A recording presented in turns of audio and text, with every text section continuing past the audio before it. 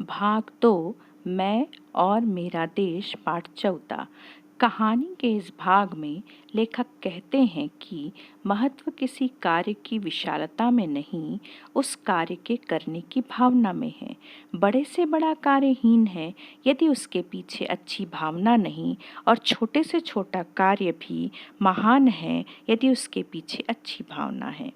महान कमाल पाशा उन दिनों अपने देश तुर्की के राष्ट्रपति थे।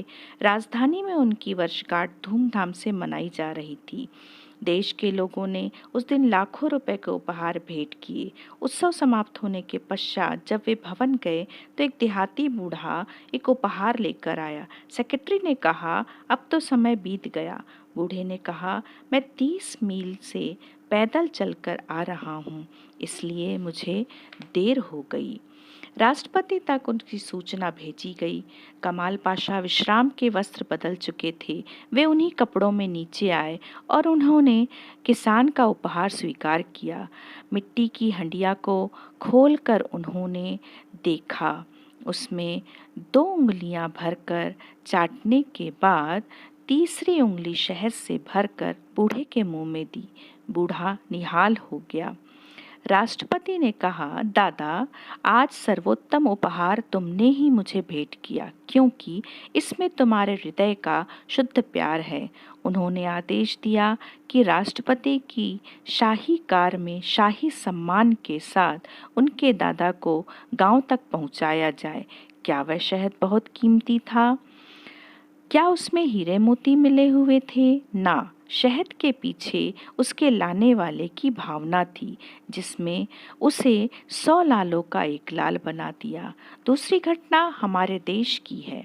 एक किसान ने रंगीन सुतलियों से एक खाट बुनी और उसे रेल में रखकर वह दिल्ली लाया। दिल्ली स्टेशन से खाट लेकर वह भारत के प्रधानमंत्री पंडित नेहरू की कोठी पर पहुंचा।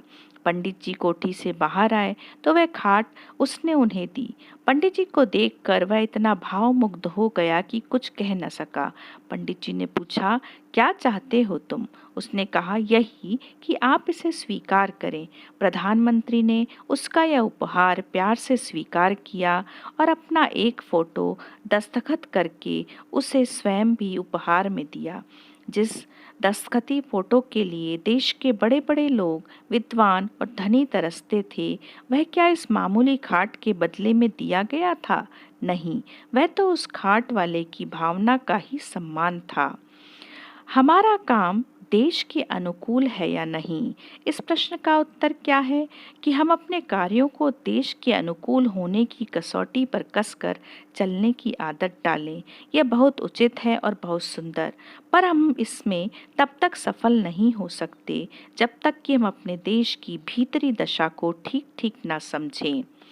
हमारे देश की 2 बातों की सबसे पहली और सबसे ज़्यादा ज़रूरत है, एक शक्ति बोध और दूसरा सौंदर्य बोध। बस हम यह समझ लें कि हमारा कोई भी काम ऐसा ना हो जो देश में कमजोरी की भावना को बल दे या कुरुचि की भावना को।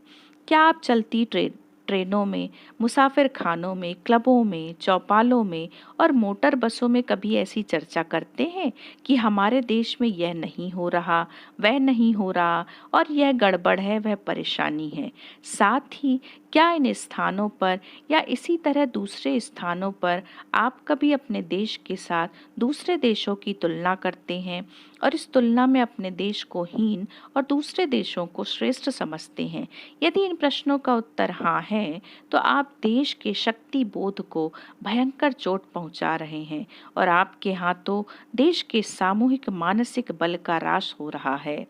अब मैं आपसे दूसरा प्रश्न पूछता हूँ कि क्या आप अपने घर का कूड़ा बाहर फेंकते हैं, मुंह में गंदे शब्दों से गंदे भाव प्रकट करते हैं, इधर की बात उधर करते हैं, अपना घर, दफ्तर, गली गंदा रखते हैं, होटल, धर्मशालाओं में या ऐसे दूसरे स्थानों पर कोनों में पीक थूकते हैं, उत्सवों, मेलों, रेलों और खेलों में ठेलम ठेल करते हैं, निमंत्रित होने पर समय पर नहीं जाते, वचन देकर भी समय पर नहीं मिलते। इसी तरह किसी भी रूप में क्या सुरुचि और सौंदर्य को आपके किसी काम से ठेस लगती है? यदि हाँ, तो आपके द्वारा देश के सौंदर्य बोध को भयंकर आघात लग रहा है और आपके द्वारा देश की संस्कृति को गहरी चोट पहुंच रही है। अब अगली बात है कि क्या कोई ऐसी कसौटी भी बनाई जा सकती है जिससे देश के नागरिकों को आधार बनाकर देश की उच्चता और हीनता को हम तोल सकें। तो उच्चता और हीनता की कसौटी है चुनाव। जिस देश के नागरिक यह समझते हैं कि चुनाव में किसे अपना मत देना चाहिए और किसे नहीं, वह देश उच्च है। और जहाँ के नागरिक गलत लोगों के उत्तेजक नारों या गलत प्रभाव में आकर मत देते हैं, वह हीन है। इसलिए मैं कह रहा हूँ कि मेरा यानी हर एक नागरिक का यह कर्तव्य है कि जब भी कोई चुनाव हो तो ठीक मनुष्य को अपना मत दें।